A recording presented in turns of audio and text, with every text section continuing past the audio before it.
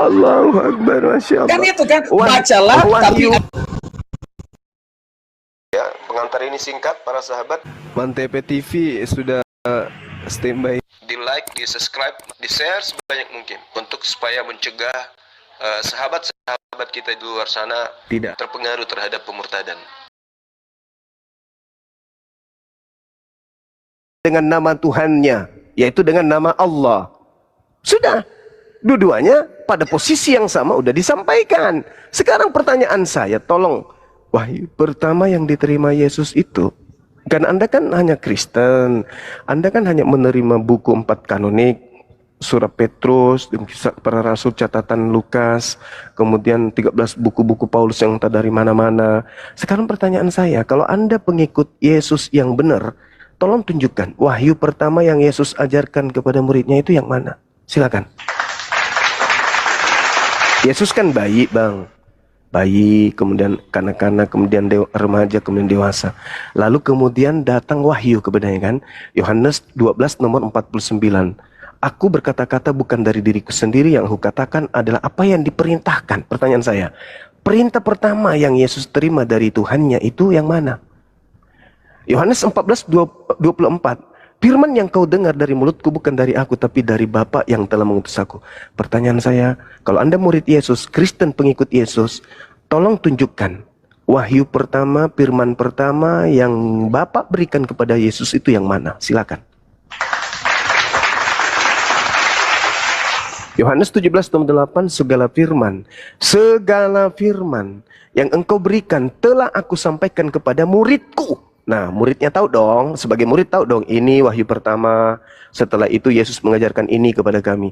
Kalau Kristen ini benar-benar murid Yesus, bukan kemudian pengikut Paulus yang di luar Yahudi tapi ngaku-ngaku Yahudi, tentu kalian tahu wahyu pertama yang Yesus terima. Sebagaimana Nabi Muhammad mengajarkan kaumnya tentang wahyu pertama, Al-Alaqa, Iqra, Bismi rabbikal ladzi khalaq, wahyu pertama. Sahabatnya tahu karena Nabi Muhammad memulai pengajarannya dengan surah Al-Alaq ini. Yesus juga demikian. Yohanes 17:8, catatan pewarta mengatakan bahwa Yesus mengajarkan segala firman kepada muridnya. Firman pertama yang murid-murid terima itu yang mono. Dengan hormat saya minta jawab, silakan. Bang Zuma, ya saya akan menjawab nanti Bang Zuma. Yang nanti kapan itu, Bang? 2 jam sebelum kiamat. Tapi nanti kapan, Bang? 2 jam sebelum kiamat gitu. Ya. Saya mau mendengar. Sebelum saya jawab Bang Zuma itu, saya masih belum memahami tadi penjelasan Bang Zuma. Tidak perlu Anda paham karena itu Al-Quran. Itu ilmu tinggi yang hanya bisa dipahami oleh orang-orang yang itulah sebabnya saya bertanya sama Guru Nda Zuma. Masalahnya Anda tak berakal. Itu masalahnya. Guru Nda Zuma, aku mau Al-Quran itu hanya diperuntukkan untuk orang-orang yang berakal. Tidak diperuntukkan untuk orang yang tidak berakal. Kata Quran, minta tolonglah Bang Zuma, ajarinlah, saya kurang memahami. Di dalam Al-Quran dijelaskan, Kitab Al-Quran surah Sad ayat 29. Allah Subhanahu wa taala menjelaskan kepada manusia seluruhnya. Apa kata Allah?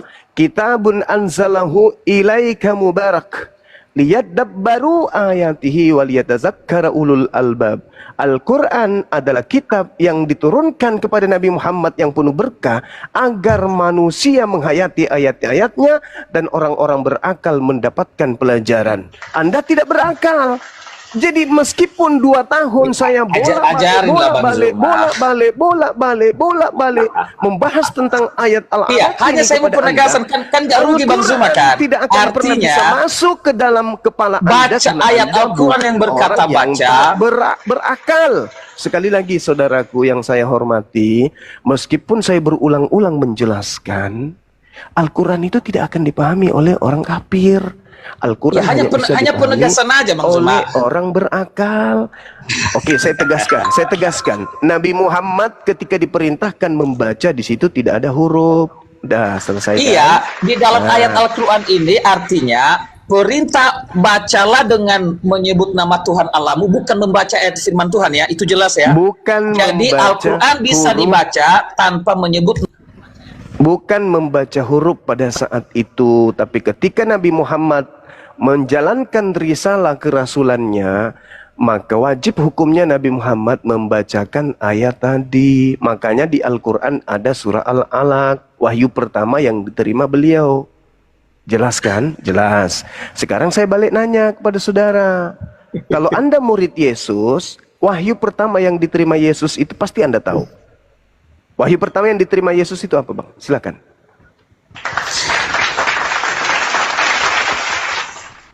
Ya. Menurut imanmu, Yesus itu, Isa Al-Masih itu dalam buayan. Oke, dengarlah. Dalam Yesus, buayan, Bung, dia sudah bisa Isa. memberitakan Injil. Bukan Isa, Yesus yang saya tanya.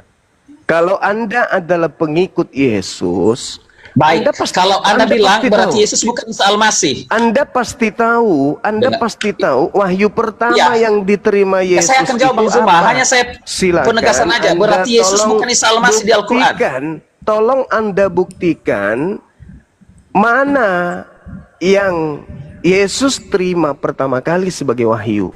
Karena di dalam catatan wartawan, segala firman yang engkau berikan. Nah, Yesus menerima firman. Segala firman kan tidak mungkin sekaligus. Ada yang pertama, ada yang terakhir. Tolong tunjukkan kalau Anda murid Yesus, benar-benar murid Yesus, bukan penyamar, bukan serigala yang nyamar domba. Tunjukkan kepada saya, wahyu pertama yang Yesus terima dari Tuhan Bapa itu yang mana? Silakan.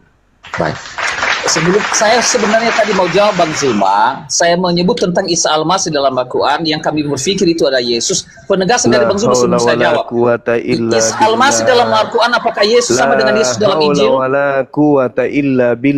Iya, saya tidak sedang membahas Nabi Isa. Kamu, saudaraku, bukan murid Isa.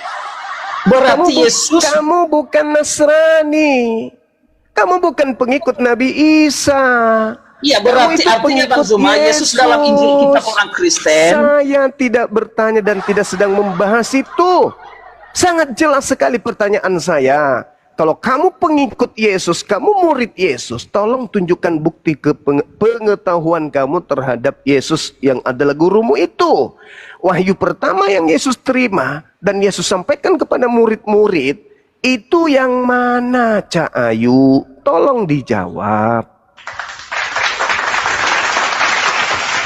Iya Zuma, saya jawab tadi kan, makanya saya sebut tadi kalau memang supaya Anda bisa memahami penjelasan saya, dalam Al-Quran ada disebut Isa Al-Masih dan selama ini dipikir itu adalah Yesus.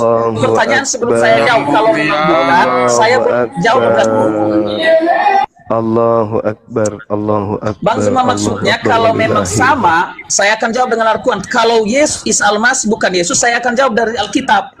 Saya tidak membahas tentang kamu murid Isa. Saya bertanya tentang bukan kamu murid Isa ini. Saya anggap saya hanya jawab supaya Bang Zuma bisa pahami. Anda tidak sanggup menjawab pertanyaan saya. Mohon maaf, saya bukan Bang Zuma. Kalau Isa Al-Masih sama dengan Yesus dalam Injil, dengan saya itu tidak level. Kita nggak level. Ilmu Anda sangat minim. Dengan hormat saya minta Anda turun, Anda istirahat. Mungkin Anda butuh waktu untuk belajar, untuk memahami, agar besok hari bisa datang ke sini lagi menjawab pertanyaan kami. Boleh, Saudara Tian, Anda turun? Silakan. Bukan Bang Zuma, sebenarnya saya bilang saya akan jawab Bang Zuma. Saudaraku, saya sudah menjaga kehormatan Anda di depan orang Kristen. Dengan Anda saya minta turun dengan hormat. Daripada Anda malu di sini, mending Anda dengan baik-baik meninggalkan Komal. Mungkin Anda butuh waktu untuk belajar. Silakan. Aduh, sebenarnya saya masih mau tukar-tukar. Saya menghargai Anda, jangan sampai penghargaan itu hilang gara-gara Anda bebal. Saya bertanya, kalau Anda murid Yesus, tolong tunjukkan dengan hormat kepada kami. Wahyu pertama yang Yesus terima, firman pertama yang Yesus terima sebagai rasul kepada kaumnya Bani Israel. Kalau Anda bagian dari murid, Anda pasti tahu. Sebagaimana kami pengikut Nabi Muhammad, jangankan sahabatnya mula-mula, kami umat Islam yang 1400 tahun hidup setelah beliau pun tahu wahyu pertama itu yang mana. Bahkan Kristen pun ikut-ikutan tahu wahyu pertama yang diterima oleh nabinya umat Islam itu adalah Al-Quran surah Al-Alaq, Iqra. Nah, bagaimana dengan saudara Kristen yang adalah pengikut Yesus? Katanya, boleh nggak kami minta, kalau Anda murid, buktikan Anda tahu wahyu pertama itu yang mana, yang diterima Yesus. Iya, Kalau Anda benar, bukan Bang. murid Saya akan Yesus, tunjukkan Anda topik hanya karena kita nyamar-nyamar, debat lintas hanya agama ini, Bang. memanfaatkan situasi saja, tentu Anda kelabakan untuk menjawab pertanyaan saya. Sehingga untuk mempertahankan itu Anda pura-pura bertanya terus. Kenapa? Karena sejatinya sebenarnya Anda itu nggak tahu apa-apa tentang Yesus. Anda tidak mengenal Yesus. Kata Yesus kepada kaumnya Bani Israel, hidup kekal itu adalah mereka mengenal engkau satu-satunya Tuhan yang benar dan mengenal Yesus Kristus yang engkau utus. Sayangnya kau tidak mengenalnya, kawan. Makanya kau nggak bisa menjawab. Makanya saya minta mungkin ada waktu untuk Anda belajar lagi. Setelah Anda paham tentang Bible, mendalaminya bahwa ternyata di Bible tidak ada sinopsis tentang bagaimana Yesus menerima wahyu. Kesimpulannya ada dua. Yang pertama, ternyata penulis Bible itu bukan murid Yesus. Dan yang kedua, ternyata Kristen bukanlah pengikut Yesus. Saya kira begitu dari saya. Saya tidak ingin di sini kita saling memaki, saling menjatuhkan, saling menghujat, merendahkan dan seterusnya. Saya hanya minta dengan hormat Anda turun, karena pertanyaan saya ini memang dari sejak dulu. Pendeta MYM yang S3 di Belanda ketika berdebat dengan saya pun kelabakan menjawab pertanyaan ini. Apalagi saudara saya yang hanya sekelas, mohon maaf, hanya murid sekolah minggu, itu pun belum tentu lulus.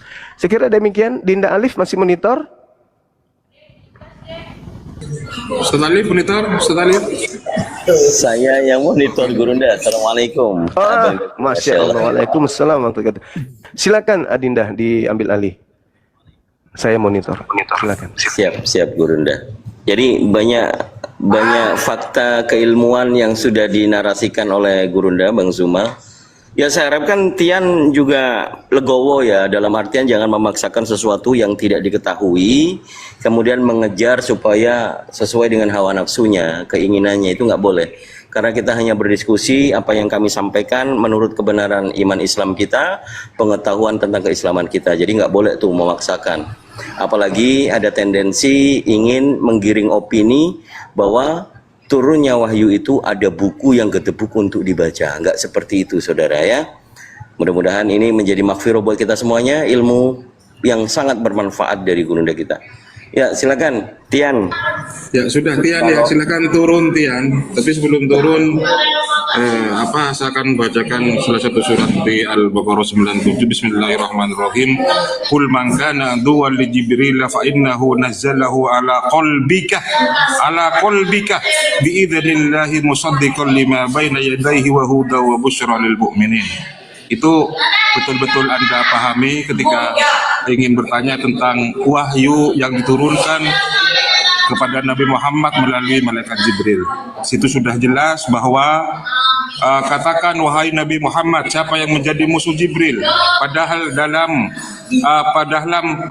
dialah yang telah menurunkan Al-Quran ke dalam hatimu dengan izin Allah sebagai pembenaran terhadap kitab-kitab yang terdahulu dan kemudian menjadi petunjuk serta berita gembira bagi orang-orang yang beriman. Silakan itu jawabannya, Al-Baqarah 97. Silakan Anda turun. Mohon maaf karena Anda tidak bisa menjawab apa yang dipersoalkan oleh Gurunda. Silakan ganti ke teman-teman Kristen yang lain. Silakan. Saya sambil di kantor ini kan, Dito lanjut. Siap, Masya Allah. Silakan buat saudara-saudara Kristen yang mau berdiskusi, mempertanyakan atau mau menjelaskan. Kata Pendeta Arum, berguncang Pendeta Arum. Bagaimana kemarin? Apa temanya? Apa temanya? Ya. Apa temanya? Aku jawab dulu. Apa temanya? Temanya Diskusi. Oke, baik. Atau Gurunda mau ambil alih, tapi masih duhuran ya. Gini Bang Arom. Sholat, masuk waktu sholat duhur, lanjut. Ya. Gini Bang Arom. Kemarin kita sempat diskusi, tiba-tiba hilang gitu kan. Nah, tadi saya nggak mau bahas itu. Nah, terkait Injil yang diimani oleh orang Kristen, yang disebut dengan Alkitab atau Bible dalam original teksnya. Terdapat dalam Bible itu sendiri dikatakan bahwa Yesus memberitakan Injil Allah. Apakah ini sama? Kerajaan surga. Apakah ini sama dengan yang 4 gospel itu yang Anda yakini sebagai Injil? Silakan. Sama, sesuai. Sesuainya gimana nih? Karena itu penulisan dari semua yang diberitakan oleh Yesus, diajarkan di situ. Tadi menyimak dari awal atau tidak tuh? Makanya ini tadi kan ribut tentang penerimaan firman, apa sih maksudnya, gimana maksudnya? Ya, kalau yang dinarasikan oleh gurunda kami tadi, Bang Suma, bahwa kitab itu yang diberikan kepada Nabi Isa alaihissalam, kitab suci Injil, itu belum dituliskan, nggak ada tulisan. Jadi firman Allah yang kemudian diberikan oleh Allah kepada Nabi Isa alaihissalam itu masih belum dibukukan. Lalu apakah yang dituliskan dalam 4 gospel atau 4 Injil yang kalian yakini ini adalah itu, gitu loh? Silakan. Jadi gini, Kang Dito, pada zaman memang tidak ada satupun yang menuliskan tentang pengajaran itu pada saat itu langsung. Karena waktu itu belum ada kertas, mungkin belum ada tulisan-tulisan atau catatan mungkin. Tulisan itu tertulis setelah Yesus diangkat ke surga. Itu Yesus diangkat ke sebelah kanan Bapa. Baru tertulislah tulisan-tulisan itu yang saat ini menjadi beberapa kitab yang dijadikan satu, yaitu Bible.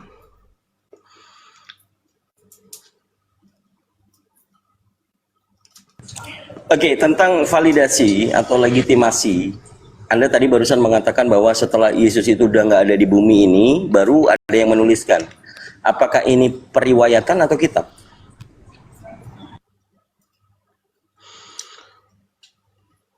Periwayatan itu kan, setahu saya, periwayatan itu kan ada orang-orang atau mencatut nama dari orang-orang yang terdahulu, kemudian dicari kebenarannya untuk dijadikan catatan di dalam sebuah buku.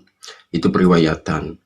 Tapi kalau ini kan memang mereka mengetahui pengajarannya seperti apa, karena waktu itu memang belum tertuliskan, makanya baru dituliskan. Bukan riwayat sih. Yang Anda sebut mereka ini siapa saja? Dan di mana ada bukti literasi bahwa memang mereka yang Anda maksud ini menceritakan dan itu tertulis pada waktu Yesusnya masih ada? Nah, bukti pengajaran-pengajaran Yesus banyak yang dituliskan sama mereka.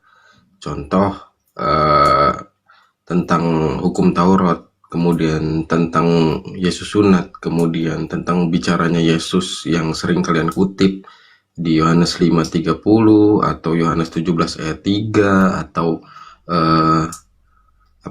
di Matius, itu banyak juga. Itu kan omongannya Yesus yang ditulis sama mereka, berarti kan mereka masih mengingatnya kemudian dituliskan. Oke, coba kita merujuk lebih dekat lagi. Anda menyatakan bahwa Matius, Markus, Yohanes, kalau Lukas sudah pasti tidak ya, karena Lukas adalah orang Yunani yang dimana dia adalah seorang dokter, teman karibnya Paulus, dan menuliskan sesuai apa yang dikatakan Paulus. Dan dia menuliskan untuk yang mulia Theophilus dan orang Yunani juga. Begini Pak Rom, kalau rujukan yang saya minta, kodeks tertua itu adalah kodeks Sinaiticus. Dan kita ketahui juga kodeks Sinaiticus itu tidak tervalidasi siapa yang mencatatkan, karena itu adalah temuan transmisi. Betul. Ya kan?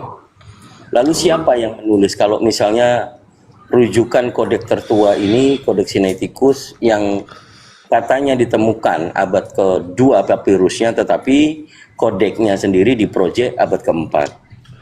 Gini loh, abad ke-4 dengan abad ke-2 ini, abad ke-4 dan abad ke-2, sebentar, abad ke-4 dan ke-2 ini adalah sudah jauh dari masa Yesus naik ke langit. Oke. Nah, siapa yang memberikan legitimasi atau yang bertanggung jawab bahwa kodeks Sinaiticus yang tertua ini maupun yang abad kedua itu kalau misalnya masih ada, ini siapa yang bertanggung jawab sehingga orang-orang Kristen pada zaman ini mengakui bahwa itu adalah firman Tuhan? Jangan dulu lari ke sejarah dulu, Kang Dito ya. Jangan lari ke sejarah tentang Alkitab dulu. Intinya gini, Kang Dito. Kalau memang di dalam Alkitab itu tidak ada sama sekali yang dibenarkan oleh kalian kata-katanya itu, atau itu dari Yesus Kristus sendiri yang ngomong, entah itu dari penglihatan dari murid-muridnya yang masih ingat dicatatkan di situ, berarti kalian harusnya nggak mempercayai perkataan Yesus dalam Alkitab juga, harusnya yang sering kalian kutip kan gitu. Tapi kan kalian sering kutip bahwa itu perkataan Yesus, Yesusnya sendiri yang bicara, Yesusnya sendiri yang bicara. Jadi kan berarti di situ ada kebenaran di dalamnya, bahwa itu memang perbicaraan Yesus menurut kalian gitu loh, Kang Dito. Jadi jangan lari dulu ke sejarah. Jadi kalau mau bilang siapa yang melegitimasi, siapa yang mengkonfirmasi catatan itu, tapi kalian sendiri udah tahu itu nggak ada konfirmasi dan legitimasi, kalian berani bilang Yesusnya sendiri ngomong begini dalam Alkitab, Yesusnya sendiri ngomong begini dalam Alkitab, itu gimana, Kang Dito?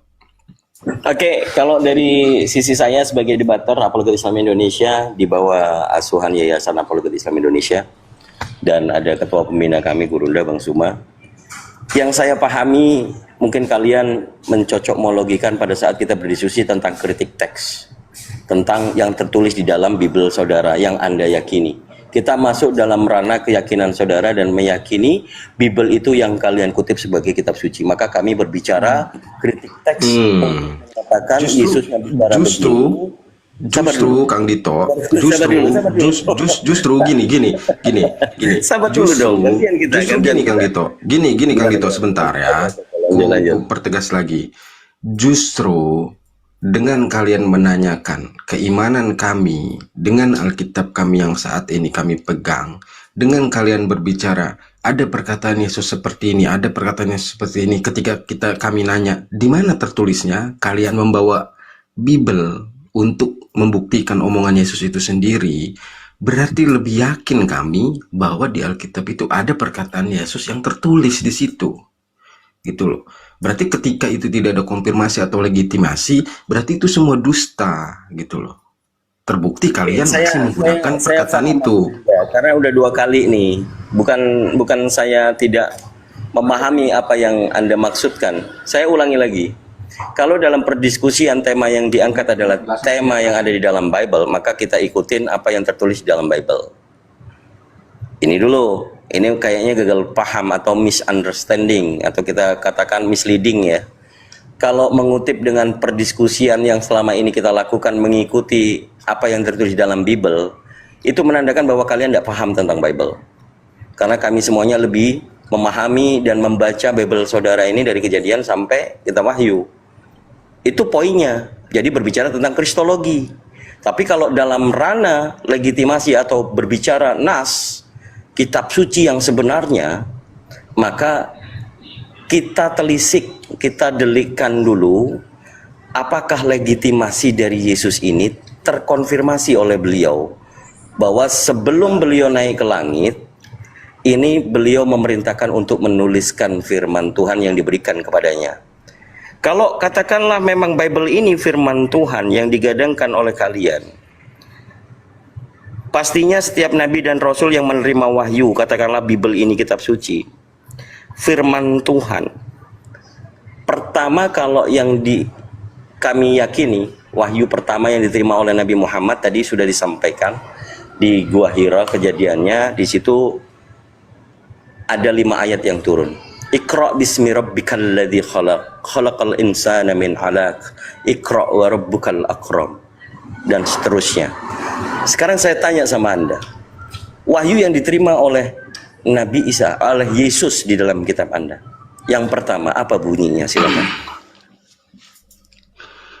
Oke, jadi gini Kang Dito ya. Di agama Islam, firman itu datang dan dibentuk menjadi Al-Quran, sebuah kitab. Kalau di Kristen, Yesus itu datang sebagai firman itu sendiri yang menyampaikan melalui sang sumber. Saya ulangi lagi, Pak Arom, saya ulangi lagi. Kalau Nabi Muhammad menerima firman dari Allah, itu ada 5 ayat. Iqra bismi rabbikal ladzi khalaq. Itu yang Betul. Dia kan perantara Jibril. Pertanyaan saya, karena merujuk kepada di Bible saudara itu ada tertuliskan segala firman yang telah kuterima, telah kuberikan kepada mereka. Itu firman yang diterima oleh Yesus, diberikan kepada murid-murid. Nah, pertanyaan saya, apa isi firmannya? Silakan.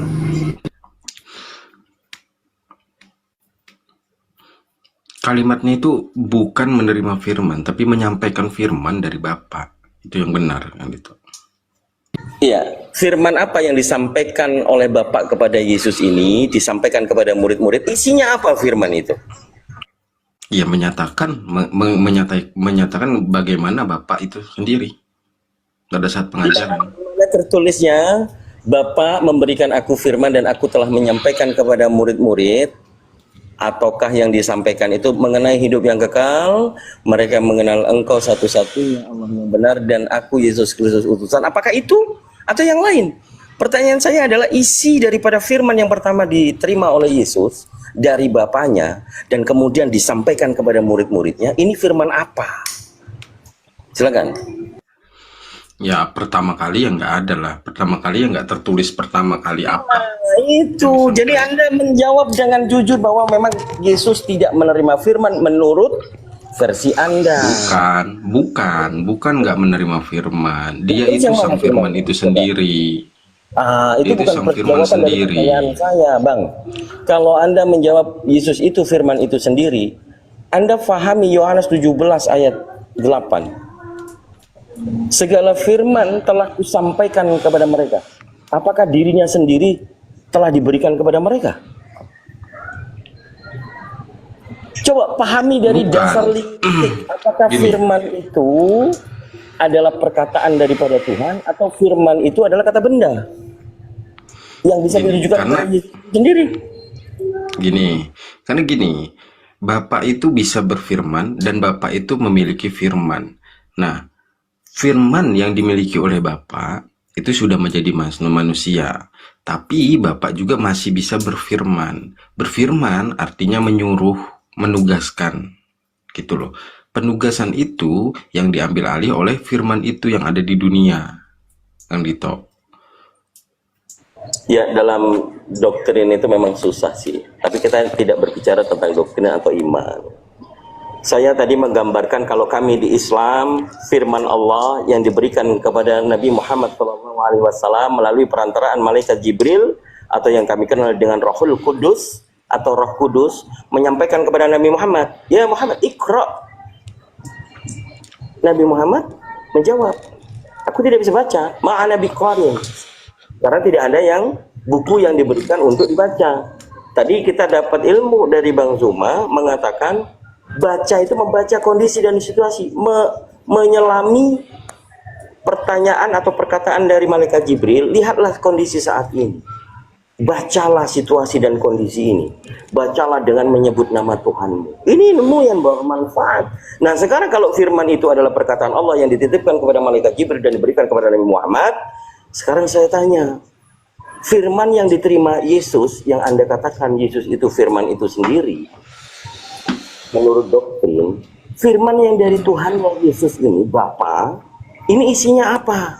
Yang disampaikan kepada murid-murid, itu apa isinya? Kalau Anda sudah mengatakan tidak ada, ya sudah selesai. Ngapain lagi? Ya, kalau kau tanya firman pertama ya nggak ada lah. Firman pertama yang diterima, yang diajarkan, ya kita nggak tertulis di Alkitab. Mau gimana? Mau bohong? Mestinya ada, Bang Aro. Makanya mestinya ada. Kan itu kan permintaan Kang Arif harus ada. Sebab segala firman yang telah Engkau beri serahkan kepadaku telah aku sampaikan kepada mereka dan mereka menerimanya, kan gitu kan? Mestinya ada. Betul. Ya, dan yang mengutuskan Bapak tidak kelihatan. Yang jelas Bapak itu kemudian mengutus para malaikat. Coba lihat di Yohanes 1 ayat 51. Ngapain malaikat setiap hari itu naik turun dari langit ke bumi menemui anak manusia? Main catur kalau nggak menyampaikan firman. Coba dibaca lagi. Ngapain malaikat naik turun dari langit ke bumi kemudian menemui anak manusia setelah hari itu? Ngapain itu? Main gaple? Bang Arum, coba buka cakrawala berpikir Bang Arum.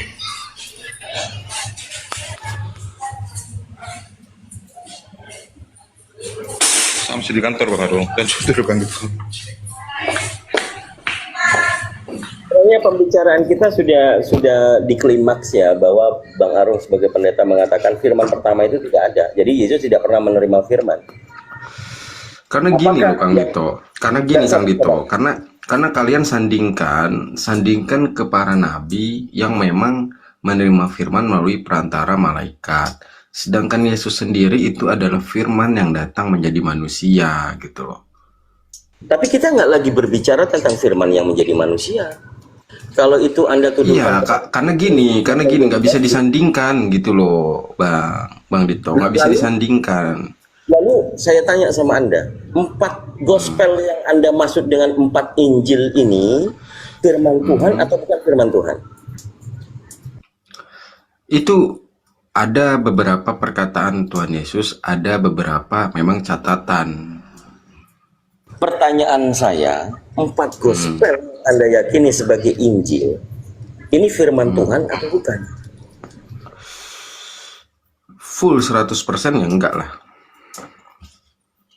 Apakah firman Tuhan? Kalau kau bertanyanya memaksa begitu ya nggak bisa lah dijawab Kang Dito. Karena di dalamnya masih ada firman Tuhan. Karena Anda lagi berantem secara psikis, Anda mau menjawab salah, enggak dijawab salah gitu loh. Karena ini pertanyaan rasional. Bahkan umat Islam yang begitu sempurna mendapatkan pengajaran dari Allah Subhanahu wa taala. Gini Kang Dito ya. Melalui para malaikat Jibril dan diterima oleh Nabi Muhammad SAW yang memang manusia biasa, yang diutus oleh Allah menjadi nabi dan rasul untuk kita semua umat manusia. Betul. Jadi gini Kang Dito ya. Saya nggak akan lari dengan statement saya yang sebelumnya bahwa Yesus yang menerima tugas dari Bapa. Sedangkan di dalam Alkitab itu ada surat-surat Paulus yang tidak pernah menerima perintah dari Bapa. Jadi kalau itu digabung, makanya beberapa ada catatan, beberapa ada pengerjaan dari Yesus yang diutus oleh Allah.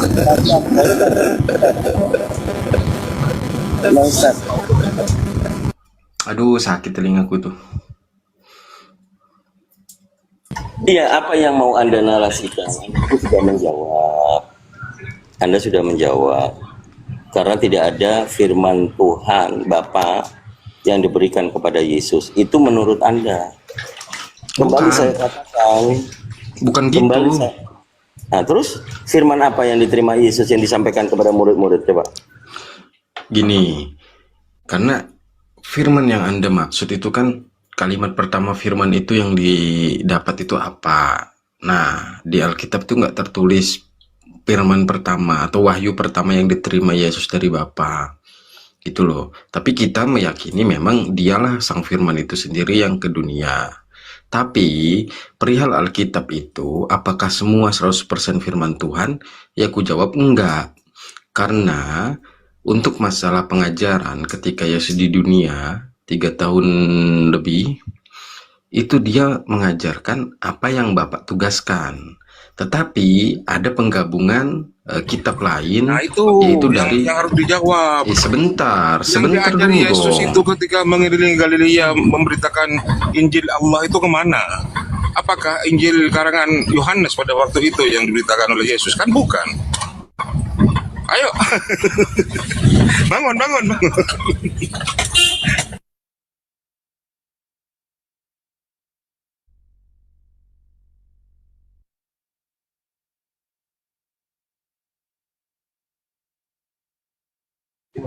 Ini jadinya kemana-mana ini.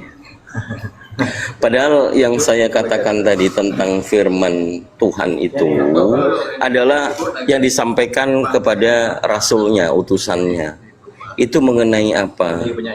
Ini Anda ambigu sendiri, ada standar ganda yang saya lihat. Yang pertama, Anda memaksakan bahwa firman itu menjadi daging, menjadi manusia. Satu sisi firman itu adalah perkataan Tuhan, yaitu perintah Tuhan. Anda sendiri tidak paham loh, tapi bermain logik dan logiknya nabrak ke sana kemari. Yang saya bicarakan justru perintah daripada Tuhan tentang firman atau perintah itu isinya apa gitu loh. Bukan firman yang jadi manusia menurut dogmatis gereja, bukan. Silakan Pak Rom. Jadi kalau udah tahu isinya Iya, silakan. semua perkataan Yesus yang tertulis di pengajaran itu isinya firman dari yang malah Bapa itu. perkataan Yesus. Ya dong. Loh, yang berfirman siapa? Yesus atau Bapa? Jadi ku bilang gini sama Dito ya. Dia berbicara ataupun melakukan sesuatu itu atas kehendak Bapa. Jadi otomatis apa yang dia lakukan atas kehendak Bapa gitu loh. Jadi memang mereka satu keinginan dan satu tujuan. Oke, menurut Yesus kehendak Bapa apa?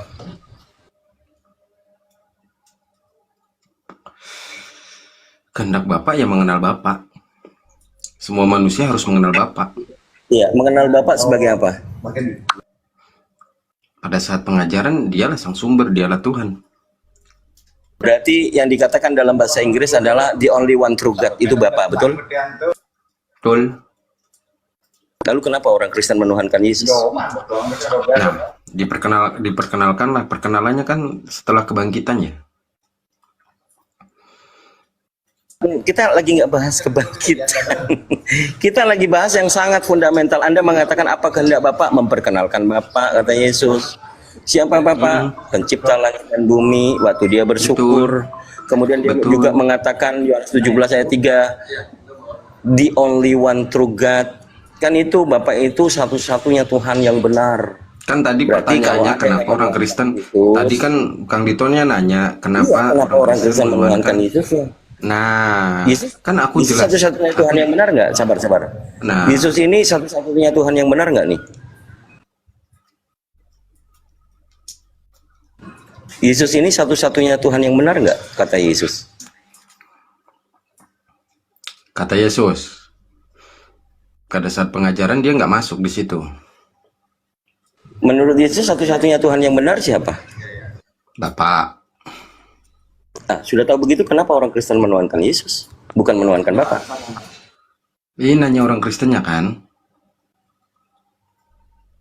Ku jawab kalau nanya orang Kristennya. Ya, saya nanya Anda kenapa sebagian besar umat Kristen justru menuhankan Yesus, bukan menuhankan kata Yesus yang satu-satunya Tuhan yang benar. Oke, pengajarannya didapat dari surat-surat setelah kebangkitan.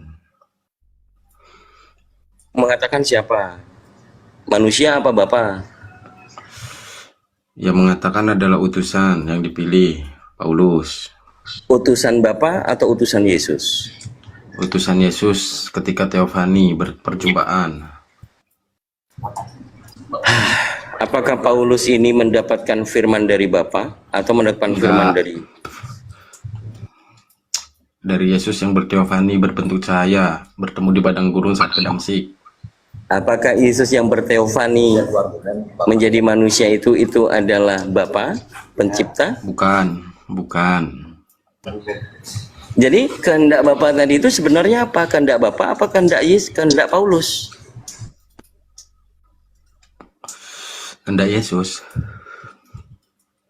Kehendak Yesus tadi mengatakan memperkenalkan kehendak Bapa. Kehendak Bapa menurut Yesus adalah menuhankan Bapa. Satu-satunya Tuhan yang benar adalah Bapa. Lagian di mana ada Yesus mengajarkan Tefani? Pak Pendeta. Oh, diikutin aja Ustaz. Saya tahu kok Bang Arom ini lagi pokoknya menjawab aja pokoknya. Karena sudah psikisnya, mohon maaf Pak Arom. Ya, saya melihat faktor psikologi Anda ini sudah tidak berdaya sebenarnya. Hanya yang penting bisa jawab, karena keinginan dari jemaat-jemaat. Seorang pendeta harus bisa menjawab pertanyaan dari orang Muslim. Yang memang orang Muslim lebih paham daripada orang Kristen tentang Bible. Kalau satu-satunya kehendak Bapa yang disampaikan oleh Yesus adalah menuhankan yang benar itu Bapa, bukan Yesus. Lalu kenapa para jemaat Anda masih yakinkan untuk menyembah Yesus? Sudah ku jawab tadi. Data yang kita gunakan itu dari surat-surat Paulus. Surat Paulus. Aku jawab kan. Terus, mana tuh, coba tunjukkan Pak Pendeta, Bang Arom. Tunjukkan kalau Yesus itu mengajarkan bahwa Bapa itu bertefani menjadi aku gitu. Mana ada? Nggak ada. Ya udah kalau nggak ada. Mau mengikuti ajaran Ini Yesus atau menjawab- ajaran Paulus? Saya kan jawab pertanyaan Kang Dito tadi, apa pertanyaannya? Jadi beliau ini Kenapa bukan ini cuma jawab terguncang aja, ini? pokoknya. Sudahlah, Pokoknya setor jawab. KTP aja, Bang Arom. Tapi tidak apa-apa, memang itu suatu kewajiban seorang guru. Kalau ada muridnya nonton di bawah, guru harus bisa jawab, makanya harus bisa jawab. Padahal meskipun tidak sesuai dengan nalar berpikir, ya tetap harus dijawab. Tidak apa-apa, itu bentuk apa namanya, bentuk logisme ya, nggak apa-apa. Tapi apakah jawaban itu kebenaran atau hanya asal menjawab, ya teman-teman bisa nilai sendiri. Cuman Bang Arom sayang sekali gitu saja sih. Sayang sekali bukan memberitakan kebenaran yang dijawab. Tapi kebenarannya memang Paulus yang menyampaikan dan menjadikan orang-orang non-Yahudi itu Kristen. Saya sepakat. Jadi Kristen harus diakui adalah murid-murid Paulus. Betul Bang Arom? Ya wajib sepakat lah. Karena yang diutuskan memang di luar dari bangsa Yahudi Paulus. Pertanyaan saya atau statement saya yang ingin dapat konfirmasi jawaban dari Bang Arom. Memang Kristen ini adalah murid-murid Paulus, bukan murid Yesus. Betul? Memang melalui pengajaran Paulus. Iya. Ini Yesus, satu kebenaran, bahwa Kristen itu adalah murid Paulus murid yang Yesus. memberitakan tentang kelahiran, kematian, kebangkitan Yesus, tapi nggak tahu Yesus yang mana. Saya tanya, saya uji kepada kalian semua. Saya uji sama kalian semuanya yang Kristen. Paulus Kristus kan itu, Paulus Kristus. Saya pengen uji pemikiran atau pengetahuan saudara-saudara Kristen di bawah. Kalau Kristen ini murid-murid Paulus, dia mengatakan, Paulus ini mengatakan di 2 Korintus pasal 12 nomor 2. Aku tahu tentang seorang Kristen 14 tahun yang lampau. Dia tiba-tiba terangkat ke surga tingkat ketiga. Siapa orang Kristen di situ? Mengikut Yesus, Tuhan Yesus. Emang Tuhanmu murid Paulus? Emang Tuhanmu murid Paulus? Kristen itu pengikut Tuhan Yesus, Kang Dito. Salah. Bukan. Bukan si menjutak, bukan. Kau gini, kemarin aku habis diskusi sama Kodondi. Saya udah beberapa baca literasi dan buku-bukunya. Jadi gini, yang benar itu si menjutak. Literasi yang didapatkan untuk ketuhanan Yesus itu ada di Perjanjian Baru, kitab-kitab yang surat-surat yang dibawa oleh Paulus. Karena ketika dia hidup melakukan pengajaran, dia fokus menyatakan siapa itu Bapa sebenarnya. Bagaimana cara menjalani hukum Taurat? Bagaimana cara agar Taurat ini bisa diselesaikan? Itu hukum-hukum yang dia gunakan pada saat pengajaran. Itu hukum-hukum Bapak yang menugaskan.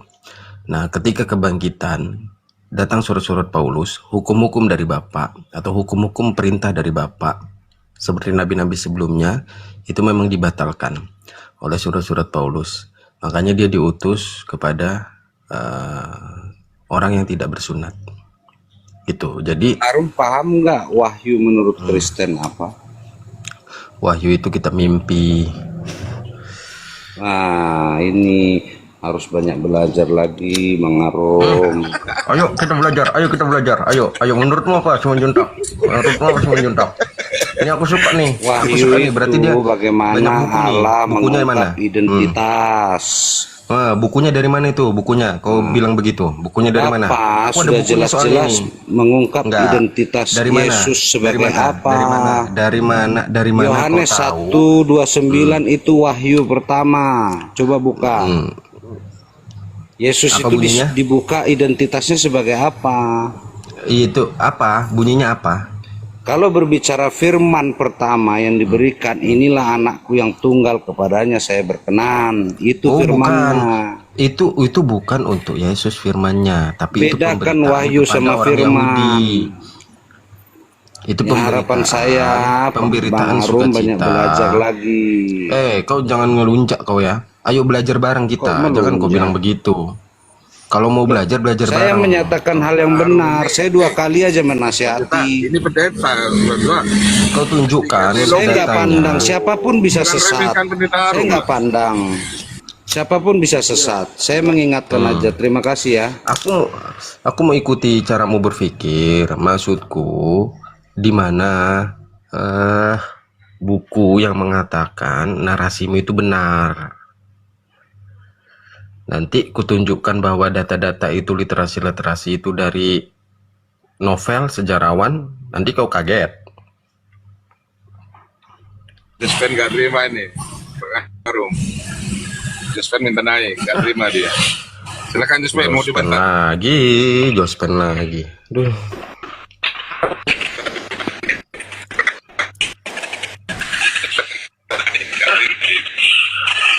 Jospen mau dibantah. Jospen lagi. Putus Pak Jospen. Putus Pak Jospen. Putus.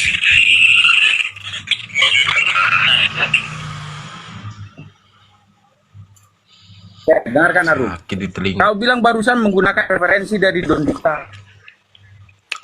Oh, Arum. Kenapa? Kau bilang kau menggunakan referensi dari Suaramu aja nggak jelas. Kau minggir dulu. Jangan di toilet. Jangan di toilet mangkanya kau. Kalau di toilet begitu putus. Pak Penatua, perbaiki dulu sinyalmu. Perbaiki dulu sinyalmu. Cari tempat yang bagus. Aduh, Pak Jospen lagi yang masuk. Turun dia, saya bukan suara turun. Kemarin tantrum dia. Ya Bro Arum, tapi saya rasa gini loh, Anda lagi diproses menikmati diskusi lebih baik dengan jemaat daripada dengan umat Islam. Karena kalau dengan umat Islam kelihatannya Bang Arum lebih banyak belajar, lebih banyak menyimak, menimba ilmu, sharing, mengkaji, diskusi pemahaman kekristenan melalui tanpa doktrin. Itu fakta. Jadi kita di sini menyampaikan hal itu memang tujuan kami adalah untuk orang yang saudara muslim sendiri yang ada di bawah yang menginginkan bahwa Lucu aja, Kang Dito. Kami yang memberikan mereka doktrin, mereka yang mau bantah data kita. Lucunya. makanya. Jadi kayak mana ini? Mau diapain mereka? Sadatin aja mereka semua, boleh? Dipotongin anjing, habis itu suruh Janganlah, nggak boleh banget. Ya mereka tuh lucu. Mereka itu di dalam mendengarkan satu firman, dua firman, habis itu penjelasan literasi dari firman itu. Kan kami yang buat literasi dan penjelasan itu. Jadi kenapa kau bantah pula lagi? Harusnya pertanyaannya itu, dari mana Bapak mendapatkan literasi dan penjelasan dari firman yang dibacakan di depan Pak? Gitu pertanyaannya. Itu baru bagus. Tapi semua pepatah mengatakan kalau guru itu kencingnya berdiri, pasti muridnya kencingnya sambil lari kan gitu, gobet-gobet kemana-mana. Jadi kalau guru itu menyimak, memahami literasi dan tahu tentang kebenaran yang hakiki, maka guru itu tidak akan mencampurkan dengan sesuatu yang batil atau sesuatu pokoknya menggapai tujuan jemaat puas. Kan gitu tuh. Ya ini, jadi pepatah itu memang nggak bisa disangkal. Sama halnya dengan serapi-rapinya kita menyimpan bangkai, pasti akan kecium juga. Itu makna kebenaran. Dan sayang sekali, kalau dalam bahasa filsuf, orang-orang intelek seperti Bang Arum mengukur suatu kebenaran, ternyata kebenaran itu seperti yang dikatakan tabu. Orang bisu berbicara, bebisiki orang buta. Jelas nggak tuh? Orang bisu tuh nggak bisa ngomong lancar, cuman au kan gitu. Tapi yang merisif adalah orang buta. Orang buta yang suka berhayal, ingin melihat warna, ingin mengerti tapi dengan konsep berhalusinasi. Sehingga dia tahu suaranya si bisu nggak jelas, dia berhayal bahwa si bisu ini ngomong orang lumpuh itu berlari. Kemudian si buta ini mengatakan, meyakini si bisu tadi bicara begitu. Si butanya justru berkoar-koar. Si buta ini berkhotbah. Jadi ku kasih tahu sama Kang Dito ya. Sabar dulu. Jadi ku kasih tahu sama Kang Dito.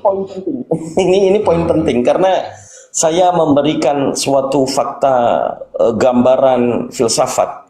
Ya, kalau orang buta yang berkhutbah karena tidak melihat suatu kebenaran yang dia terima dari orang bisu dan menyampaikan dengan sungguh-sungguh, kalau orang lumpuh berlari, kemudian jemaatnya nggak melihat bahwa sumber utamanya dari si bisu, jemaat ini jadinya kemana-mana, dan itu yang terjadi.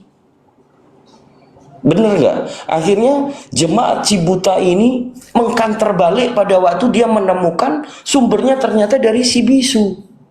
Wah, ini Pak Pendeta ini si buta dari gua hantu. Ngomongnya padahal nggak lihat dia kalau yang ngomong si bisu. Itu loh yang terjadi, sehingga pendeta dilawan oleh jemaatnya yang sok tahu tentang gambaran orang lumpuh berlari. Tapi Kang Dito, Pendeta Arum ini selangkah lebih maju dia. Dia tidak lagi menuhankan Yesus karena dia kan Unitarian ya. Tapi kalau kita mau berdiskusi dengan dia, ya masuk ke Unitarian. Oh, masih menuhankan Yesus? Kan tidak lagi kan? Bukan ya, masuk aja ke penyaliban, tapi ke konsep keselamatan. Tapi ke konsep keselamatan kan Yesus. Kemarin saya tanya dulu Bang supaya diskusinya terarah. Anda Tuhan tidak kan lagi dong. menuhankan Yesus. Tuhannya dong. Tuhan dong. Oh, masih menuhankan. Oh, aku pikir kemarin tuh di Sandi. Oke, lanjut. Masih menuhankan rupanya. Enggak apa-apa. Jadi Bunda Rahma belum update gitu loh. Jadi beliau ini ya kalau memang pernah sharing terkait privacy, tapi itu kita nggak ungkap di sini. Tapi yang namanya pendeta memiliki integritas untuk itu pendeta Arum terkontaminasi dengan Jospin itu Bang, bukan gitu. Masih menuhankan, tapi Tuhan huruf kecil katanya. Tuhan huruf kecil. Jadi gini. Jadi ada dua Tuhannya. Kemarin saya mendengar mereka jemaat ngobrol bahwa ada film terbaru di bioskop, di mana setelah mati kemudian di hari ke-7 apa keberapa yasinan bangkit lagi. Filmnya serem tahu kata mereka kan gitu. Ku jawab begini, kalian ini lucu. Ngapain dibuat serem yang bangkit dari kubur 7 hari? Tuhan kita loh bangkit dari kubur 3 hari nggak serem, malah jadi Tuhan kok. Ketawanya mereka. Ya berarti kita lanjut ke hal yang dasar aja Bang Arum. Kalau kita sama-sama meyakini manusia itu tidak bisa menjadi Tuhan. Contohnya manusia nggak bisa jadi Tuhan. Manusia itu tidak bisa jadi Tuhan kan? Oke, lalu kalau Yesus yang mati siapa? Manusianya atau Tuhannya? Manusianya. Oke, manusia itu kemudian bangkit menjadi Tuhan begitu. Kalau di surat Paulus tertulis seperti itu, karena dia bangkit kemudian menjadi Tuhan bagi kita. Ya, Kristus di situ manusia atau bukan? Manusia. Nah, dia mengatakan menjadi Tuhan. Manusia bisa jadi Tuhan? Manusia nggak bisa jadi Tuhan. Berarti Paulus salah dong. Yang benar Betul? itu Tuhan, firman-Nya menjadi manusia. Enggak, jangan lari. Saya mau strike point. Berarti Paulus ini menurut Bang memang Aron salah. atau benar? Oh, salah. Kalau kayak gini. Salah. Oke, pendiri Kristen saja mengatakan Yesus itu mati menjadi Tuhan. Kemudian Anda sebagai muridnya atau pengikutnya itu menyalahkan. Salah, karena manusia nggak bisa jadi Tuhan. Nah, berarti yang mendirikan Kristen salah dong. Kenapa Anda masih Kristen? Jadi gini, kemungkinan pada saat Paulus menuliskan itu adalah teofani dari Yesus Kristus itu. Kemungkinan itu sih. Ini kalau kita mau masuk ke dogma teofani ini kita harus pakai data ini. Boleh ya, teman-teman, karena ini kita juga sama Elsada itu. Sama Elsada itu. Sabar dulu Saya tentang mau Epifani istirahat. dulu, Epifani ya, tentang teofani dulu. Tentang teofani dulu. Ini saya mau jelaskan kepada teman-teman ya. apa itu teofani atau inkarnasi yang diyakini oleh orang-orang Kristen. Jadi teofani itu peringatan penampakan Tuhan. Teofani yang diyakini Tuhan menjadi manusia. Epifani. Nih, saya tampilkan teman-teman ya. Tapi ini dari ringkasan ini aja juga boleh kayaknya. Karena harus ringkas. Nih. Boleh izin? Izin sebentar, saya berdampingan sama Gurunda, Pak Ketum ya, sabar ya. Sabar. Boleh izin ke Gurunda? Oke. Ini dari AI Overview ya. Epifani adalah memiliki dua makna dalam konteks agama Kristen. Ini adalah hari raya yang penting merayakan penampakan Tuhan. Yang dilihat penampakan Tuhan ini siapa? Ternyata yang dilahirkan bayi itu pada setelah hari ke berapa ini dirayakan hari tanggal 6 Januari. Ini ya, saya nggak boleh lama-lama. Makna dalam agama Kristen asal kata berasal dari bahasa Yunani epipania, artinya penampakan atau manifestasi, atau disebut dengan incarnate, atau disebut juga teofani. Jadi ini gambarannya, lahir, kemudian ada orang yang menyembahnya, yaitu orang Majus, muncullah dogma tentang manifestasi Yesus menjadi epifani, perayaan. Ya, itu dulu. Ini baru dari overview. Kalau mau dari webnya orang Katolik, ngeri kali pun kalau dibuka ya. Tapi itu aja dulu yang mau saya sampaikan. Orang Kristen akan lebih hikmah. Tahu kalau yang teofani itu, yang disebut teofani itu Tuhan menjelma menjadi manusia, itu adalah bayi. Ya teman-teman ya. Jadi jangan sampai salah arti. Kalau Tuhan menjadi manusia, manusia itu dilahirkan, Yesus itu bayi, karena ada peristiwa orang Majus itu menyembah Yesus yang bayi, muncullah akar kata dogmatis sebagai teofaninya Tuhan, yaitu merujuk kepada sang bayi. Kalau diyakini, kita bisa melihat dalam diskusi kita yang kita simak dari Gurunda, ada satu karya juga, Anakku Tuhanku, ya, Anakku Sayang. Nah itu rujukannya di sini. Jadi memang hal yang betul. Jangan bilang-bilang lagi teofani ya, atau inkarnasi. Inkarnasi dalam KBBI adalah perubahan dari makhluk halus menjadi makhluk yang berwujud. Itu inkarnasi. Oke? Jadi kalau di Islam, alhamdulillah, masya Allah, kita diajarkan bahwa Allah Subhanahu wa Ta'ala tidak serupa dengan apapun. Laisya kamitslihi syai'un. Ini beda lagi, konsep Kristen memang kepagan-paganan. Seperti dikatakan di Kisah Para Rasul pasal 14 nomor 11, dalam bahasa Likaunia, dewa-dewa turun menjelma serupa manusia. Kemudian di Efesus pasal di Filipi pasal 2 nomor 678, itu juga Theos, mengosokkan diri seperti hamba manusia. Itu juga Epifani atau Teofani. Ini pagan. Jadi ini yang bisa Kang Dito sharing, karena Bro Aromnya ketampol dengan perayaan Epifanes atau Epifani yang dirayakan oleh Ortodok, bahwa penampakan Tuhan berupa bayi, ya maka selesai. Beliau akhirnya tidak melanjutkan diskusi kita hari ini. Ngeri Begitu. kali. Ngeri ya. Kang Dito ya penampakan. Aduh. Itu dulu. Oke, ini ada Abigail dan juga Elsadai, Bunda Rahma. Bisa dilanjut dulu. Saya masih mau meeting. Oke, Abigail.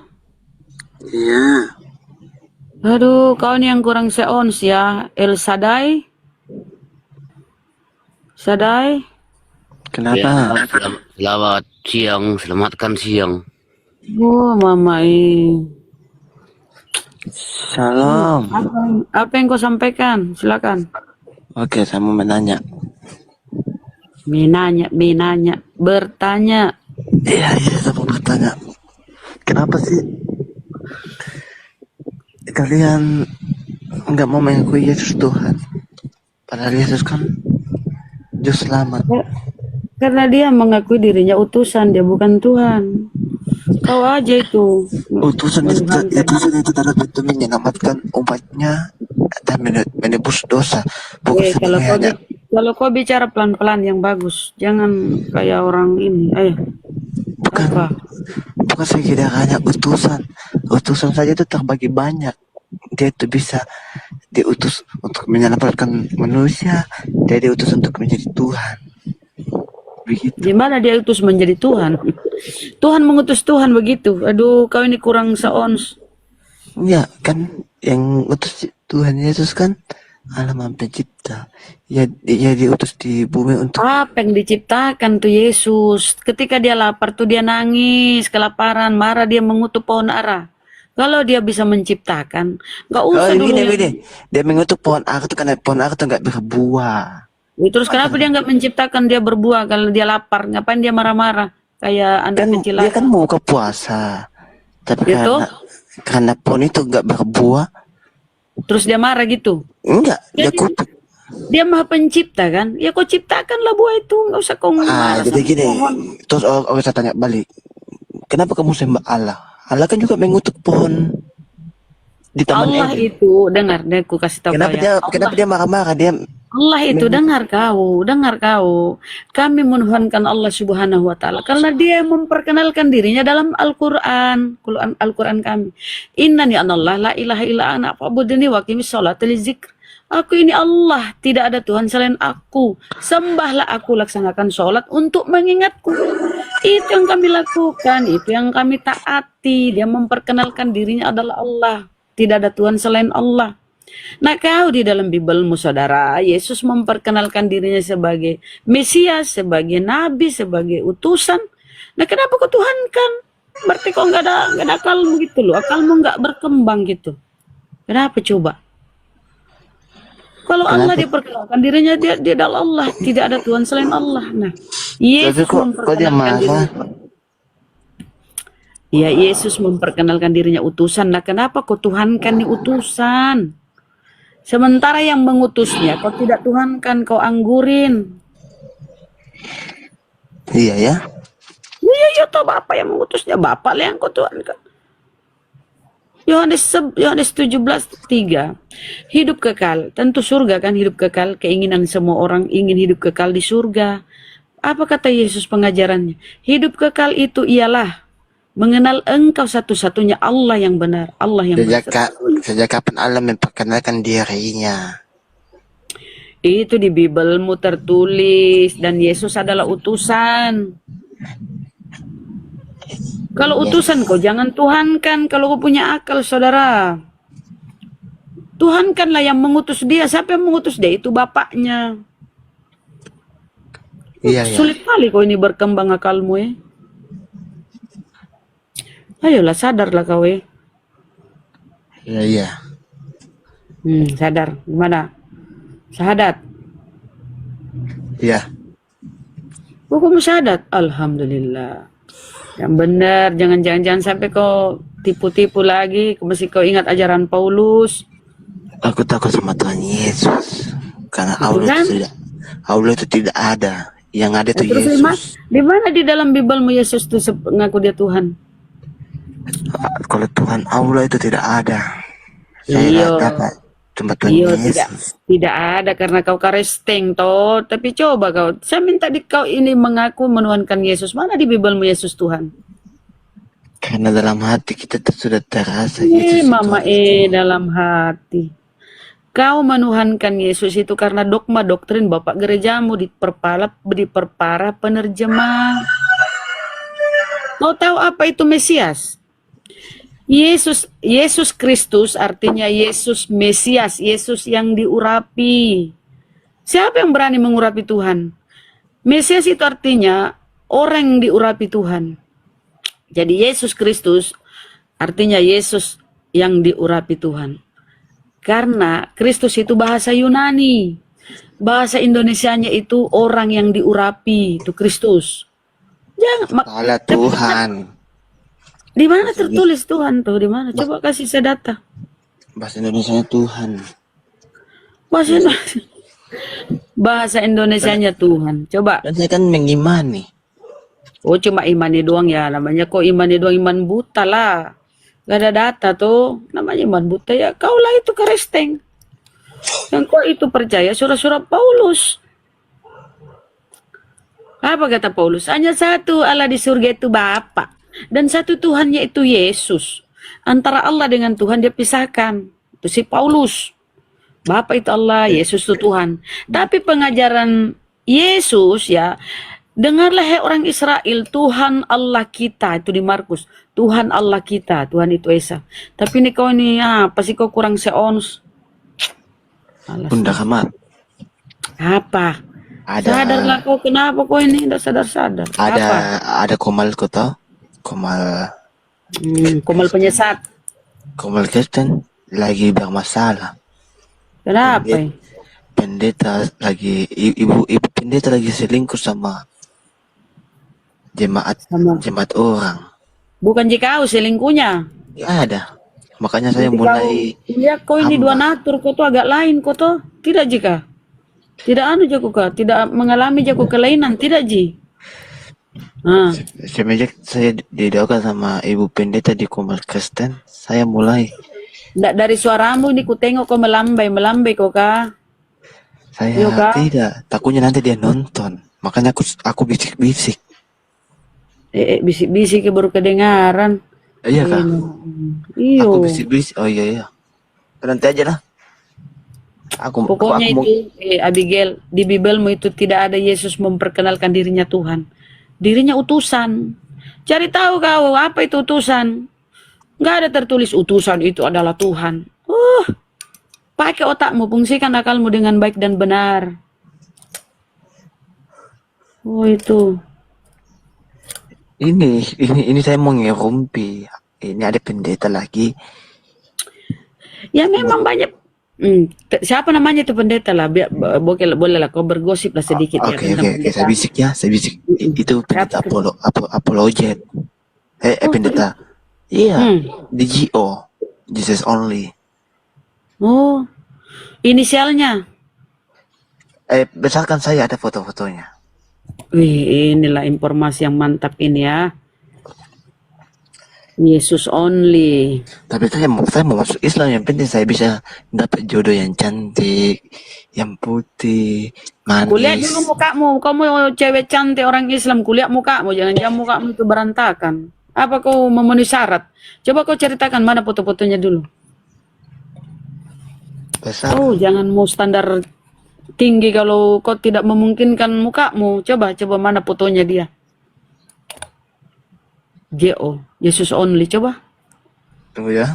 Jangan kau ini cuma fitnah orang, coba. Siapa itu pendeta JO yang selingkuh? Marah-marah istrinya. Wih, seksinya. Besarkan saya. Itu sudah besar itu. Mau besar sekali.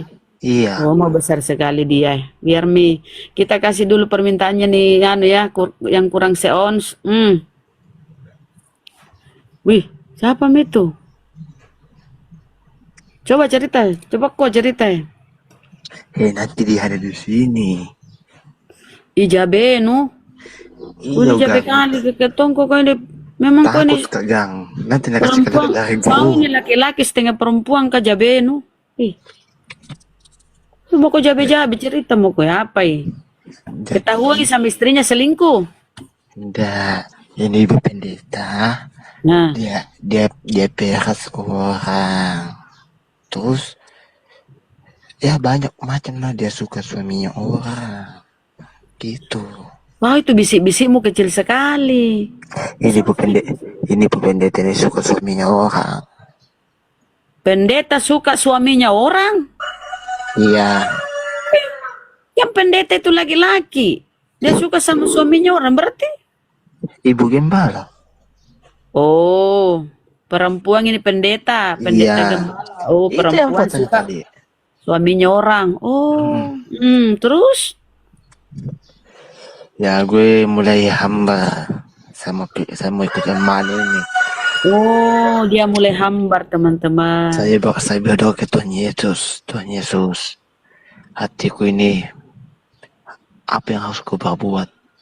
Wih, Iya. Tetapi sedih kok ceritanya ini, Dik. Sedih tahu. Wih. jadi dalam Alkitab mengatakan, berdoalah dan janganlah engkau bersedih hati dan kesusahan hati. Berarti pendetamu selingkuh sesama pendeta, terus kau sedih. Kau mengadu kepada Yesus. Sudah kau kasih tahu Yesus bukan Tuhan. Kenapa kau mengadu kepada? Ini JO loh. Kamu tahu JO? Jesus only. Tahu lah saya Yesus only. Mana lagi Bang Billy pasangannya dengan Amel Pesunda. Ya. Iya. Baru kau tahu kah skandal-skandal di Kristen? Baru kau tahu? Iya. Waduh, kau ketinggalan. Pacaran tapi nggak nikah-nikah. Makanya siapa suruh kau jadi karesteng kah? Kau karesteng itu gara-gara Paulus, bukan gara-gara Yesus. Tapi saya mau jadi Islam, penting punya jodoh yang putih, cantik, Ku manis. tengok dulu mukamu kah, nanti mukamu kayak berantakan. Coba ku tengok mukamu. Ya wajar lah kalau laki-laki begitu. Standarmu. Bagaimana? Mau bersahadat? Udah tobat? Tapi asal kalau saya dapat cewek cantik yang dalam penonton ini, ayo penonton, maukah kamu dengan saya? Jangan lupa dengan saya. Lalen itu deh. Geleter kok itu, geleter kok. Bersahadat kok dulu, belajar Islam, baru ada yang tertarik sama kamu orang Islam. Cewek Islam, cewek muslimah. Tunggu, saya lihat dari penonton. Saya lihat dari penonton yang mana cantik-cantik. Aduh gila semua. Bunda Ahmad. Nggak ada cantik-cantik. Teman-teman, saudaraku netizen, dia kurang ini tadinya seons ya, ini sudah berapa ons ini kurangnya otaknya. Jadi sekali penonton di sini ya, wanita-wanita pada. El Sadai, coba kok El Sadai. Kenapa pas lagi dua orang ini? Selamat siang. Selamatkan siang. Apa tadi ceritamu Abigail? Kok yang pendeta yang selingkuh kau yang susah hatimu? Apa kau cemburu Abigail? Iya, aku juga mau kalau begitu. Hajar Sadai, hajar Sadai. Kalau begitu aku juga mau. Betul Abigail, coba tahu Abigail kau itu tertarik sama Baku pendeta dapat mau itu lanjut. Begini, Sadai, kamu cakap penonton yang cantik. Kalau jelek, gue skip. Oh gitu ya. Maksud saya kan berarti kan pendeta yang selingkuh, kau yang sakit hati, bagaimana? Jangan-jangan di sini yang cantik-cantik. ya, maksud saya begini, jangan-jangan kau juga menaruh hati sama pendeta itu, makanya kau sakit hati. Betul, ya tahu, iyo betul tuh Sadai, jangan kau cemburu deh Sadai ya. Sama-sama ini kurang seons. Lanjut mau deh. Aduh, gil. Pendeta yang selingkuh kau yang berdua, bagaimana? Iya, awalnya gini. Dia tuh peras orang. Dia peras orang. Harusnya Abigail istri pendeta yang berdua bukan kau. Suami pendeta yang berdua bukan kau sebenarnya. Iya ya.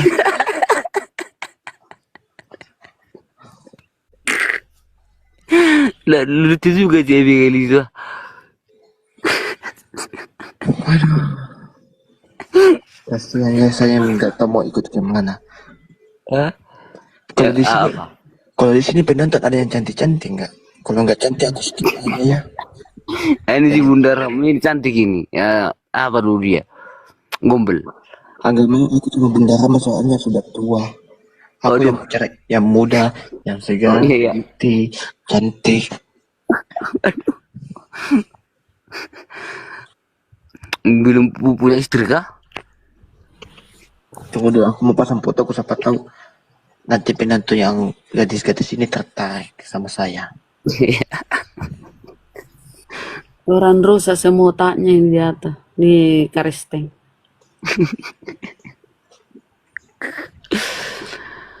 Waduh. Nah, Elsa deh, kenapa kau Tuhankan Yesus? Padahal dia kan itu manusia. Nah, kenapa kau Tuhankan? Loh. Wah, ini Kan fotomu, Abigail, ini fotomu. Iya, Jeleknya fotomu. Apa Lah. itu? jangan menghina. Iyalah. Aku pasang foto sini supaya ada penonton-penonton yang cantik-cantik melihat. Kalau nggak cantik, gue skip aja ya. Galeterno itu deh. Iya dong, harus dong. Saya nggak mau dapat penonton yang di sini yang nggak putih, udah jelek, nonton lagi. Sudah mau kau disunat kah? Sudah mau kau disunat? Iya dong. Karisteng kau kenapa disunat kau? Ya, sunat kan tak bagi dua. Aduh, kasihan ya Oten-Oten nih ya. Memang begini IQ-nya. Elsa Day, kenapa kau Tuhankan anak orang? Manusia. Anak orang. Saya tidak merasa menuhankan anak orang, saya menuhankan Tuhan. Yesus itu siapa yang melahirkan Yesus? Yang melahirkan Yesus. Uyo. Kan Tuhan Yesus Alfa dan Omega. Alfa dan Indomaret. Kalau namanya melahirkan, B berarti baru lahir. Kan gitu. Dan Baru keluar dari. Kau pikir itu Yesus yang kau Tuhankan jatuh dari langit? Kan dikandung Maria itu 9 bulan. Kemudian dilahirkan, ngoek-ngoek jadi bayi, balita, tumbuh besar, mati. gitu ya. Iya, yang kau Tuhankan itu kan manusia toh. Bunda Rama. Saya lihat penonton nih yang komentar-komentar ini cantik-cantik. Itu dia pakai alami atau filter ya?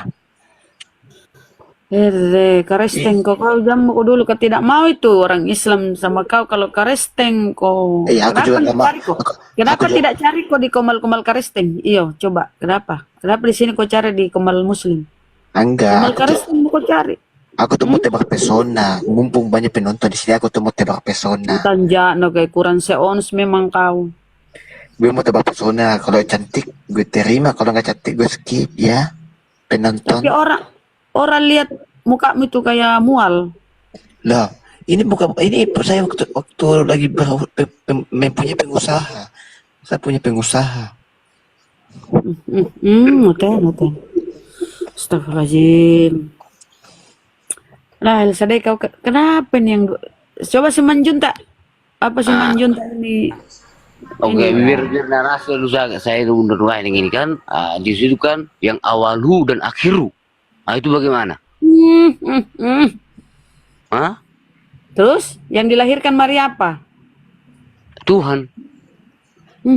Bukan.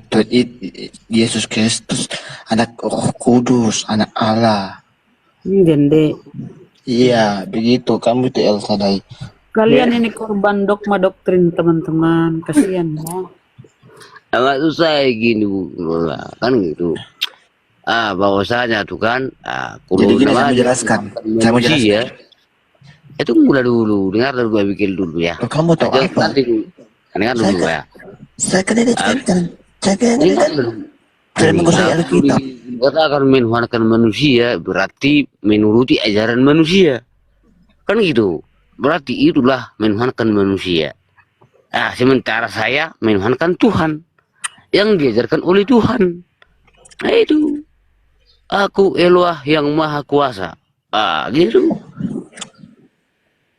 Bahwasanya itu sudah jelas. Mana nih kok dia mau dulu bagi Abigail. Kenapa Elsa deh? Bahwasanya kan Tuhan itu sudah menyatakan aku Eloah yang Maha Kuasa. Hiduplah. Siapa itu? Siapa? Yesus. Siapa yang ngomong itu? Siapa yang ngomong itu? Yang ngomong itu adalah ya Bapak dalam Yesus, Yesus dalam Bapak. Itu yang ngomong. Jadi ketika Maria melahirkan Yesus, berarti Bapak juga dilahirkan di situ. Oh betul, saya pakai data ya, dengar ini. Yesaya 9 ayat yang ke-4 sampai. Udahlah kau botol kau 2 orang. Bunda Rama. Udah kau diam botol. Aku mau tanya Bunda Rama. Aku turun dulu ya, aku mau bicara. Di situ katakan nih, yang lahir adalah Eloah yang perkasa, Raja Damai. Aduh. Coba Bang Simanjuntak silakan. Aku turun dulu ya. Banyak belajar kau Abigail lah, banyak belajar kau. Iya, aku mau turun di sini penontonnya cewek-ceweknya jelek semua. Penonton di sini semua ceweknya Tahu jelek. juga itu kayak apa saja mukamu sana. Sana turun. Enggak cocok. Di sini tuh ceweknya jelek. Apa juga mau sama kau? Lah, Kau jelek kali kah? Kau jelek kali. Simanjuntak. Iya, Bunda. Silakan Bang. Nih saya mau nanya ya, Anda mengenal Yesus itu Tuhan lewat mana, lewat apa gitu loh, sehingga Anda menuhankan Yesus? Karena yang bermasalah di Kristen ini adalah konsep ketuhanannya. Dari mana Anda mengenal Yesus itu Tuhan? Ya, berdasarkan nubuat Yesaya 53. Nah, penebusan dosa itu yaitu Yesus, Tuhan Yesus. Di mana itu Bang di situ tertulis Yesus Tuhan?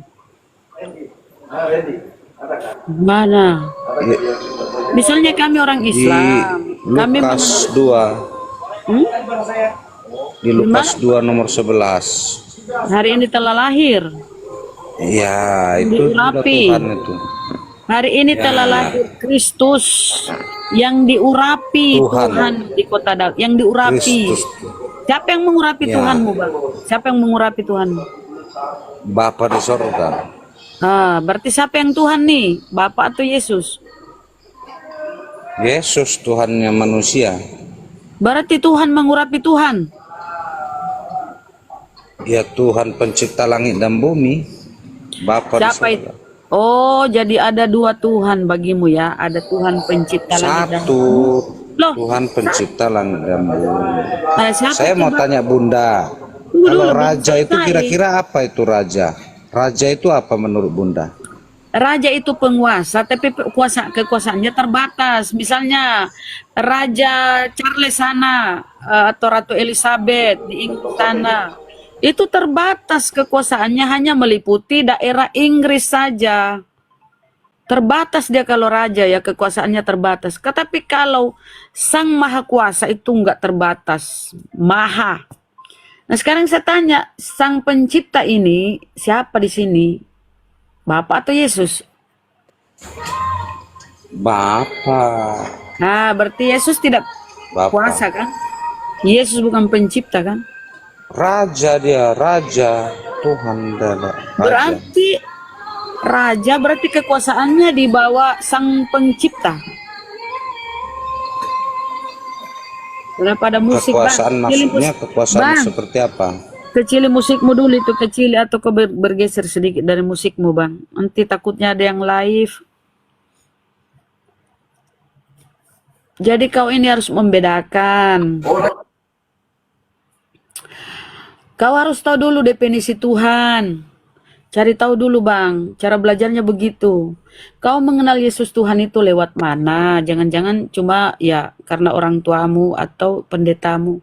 Harus kau kenal ya Tuhan itu lewat Bibelmu sendiri. Apa itu Tuhan? Definisi Tuhan itu apa? Cari tahu. Kau nggak bisa membedakan Tuhan dengan manusia sih, jadi sulit. Apa itu? Siapa yang Maha Pencipta? Itu pencipta. Tuhan itu penguasa. Banyak Tuhan ini. Tuhan itu Bang, Maha Pencipta, bukan cuma penguasa. Nih definisi Tuhan ya. Tuhan itu yang kita ibadahi, yang kita taati, yang Maha Pencipta, Maha Kuasa. Tuh Tuhan. Kalau pencipta saja, kuasa saja ya. Saya pun berkuasa ini memerintah anak-anak saya. Saya punya kuasa di rumah tangga saya. Saya berkuasa. Tapi Maha itu sudah meliputi semuanya. Jadi kau harus membedakan Tuhan dengan manusia ini. Manusia itu terbatas kekuasaannya. Kalau Tuhan itu tidak terbatas kekuasaannya. Meliputi alam jagat raya ini. Meliputi alam semesta. Jadi kau bedakan dulu kekuasaan Bapa atau Tuhannya Yesus dengan kekuasaan Yesus.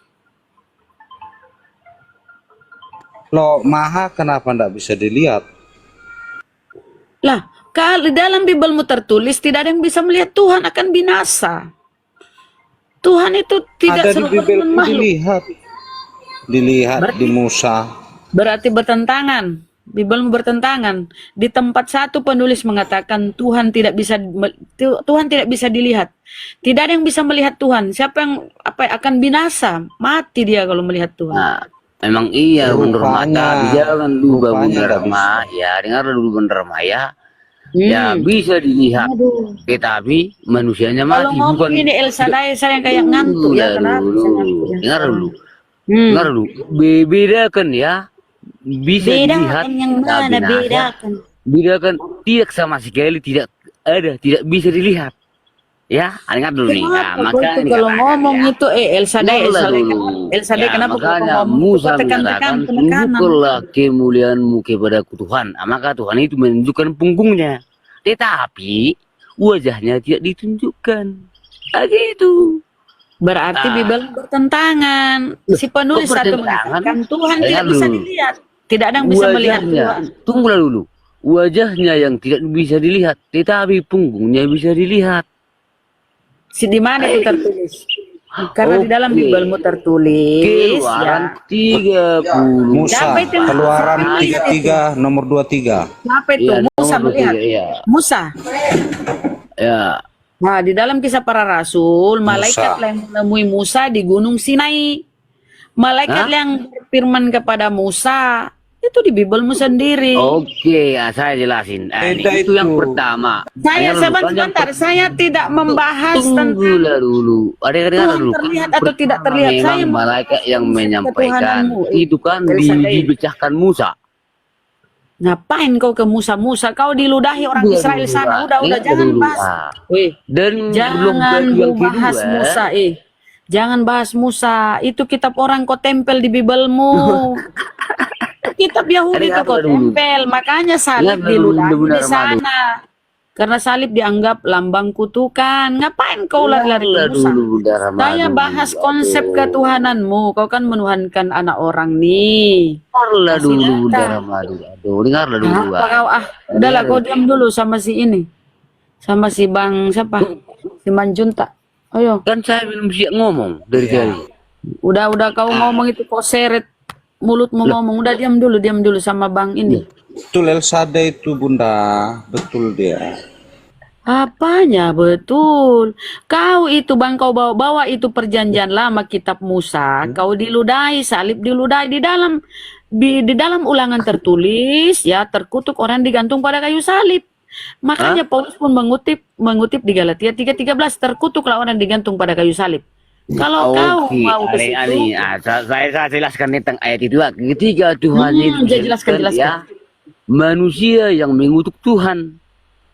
Apa dikatakan Tuhan Mama makanya dibuatkan di situ manusia mengolok-olok ya, manusia Tertulis di situ di kitab Musa, di Torah itu perjanjian lama, terkutuklah orang digantung pada kayu salib. Kau mengimani salib itu lambang keselamatan, simbol keselamatan Kristen. Nah, dengar ini. Ya, Nggak arti nyambung salib toh. itu adalah ya kekuatan Elohah, Elohim. Nah, itu. Dompal. Tahu kau arti dompal? Bahwasanya, dengarlah dulu Tahu ya. arti- Makanya tahu dikatakan. Kau tahu arti dompal? Blow on.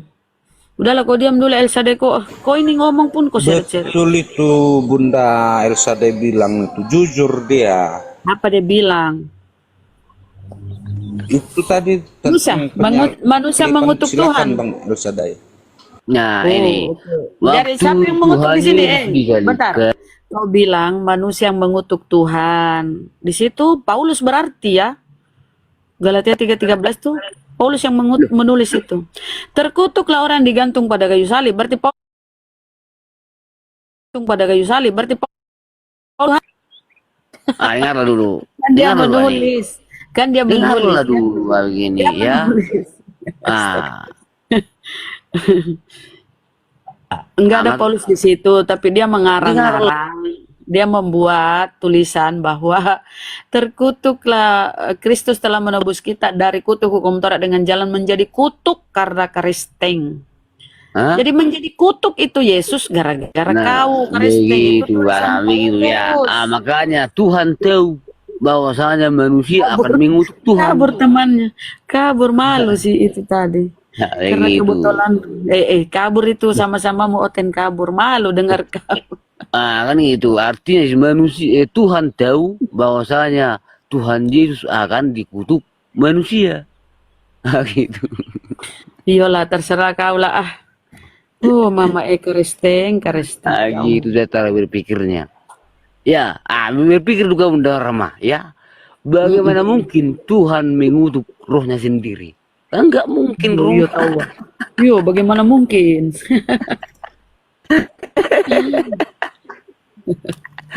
Itu cara pikirnya, makanya jangan botol kau Bunda Rama. Aduh, saya kira kau murtad kau. 1 Korintus 4:10 kata Paulus, El Shaddai botol karena Kristus. Kau disebut botol. Memang harus botol karena Kristus. Memang benar itu. Kau. Ngapain kau kau bilang kita yang botol? Kau lah yang botol itu kata Paulus. 1 Korintus Kenapa saya 4:10 disebut begitu? El Shaddai Dengar botol dulu, karena Kristus. Dengar dulu. Kenapa disebut botol karena Kristus ya? Karena memang semua kau juga botol. bingung. Dengarlah dulu. Karena semua juga bingung. Karena kira tangan Tuhan Yesus. Semua bingung. Kenapa? Iya. Aduh. Kenapa? Paulus saja bingung. Kenapa? Ya. Nggak ada karena oten lain teman-teman. Andai kan ada oten lain di bawah, masa kita mau simpan ini sih kurang seons. Nggak ada lain. Udah aku tengok-tengok ini ada oten-oten lain, nggak ada. Nah, pertanyaan juga Coba ini Jeffrey ya. Mungkinkah, kasihnya Jeffrey. dengarlah dulu. Mungkinkah manusia menyertai manusia? Kan Tuhan yang menyertai.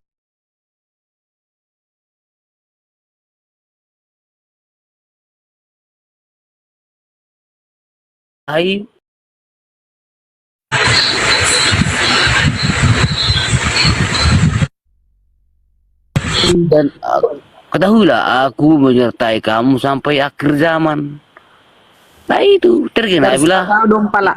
Immanuel. Makanya Bunda Rama segera kau bertobat. Ya. Gimana mungkin saya mau bagaimana mungkin saya mau percaya kata-katamu? Yang kau jual itu Tuhanmu mati terkutuk. Nauzubillahi min zalik.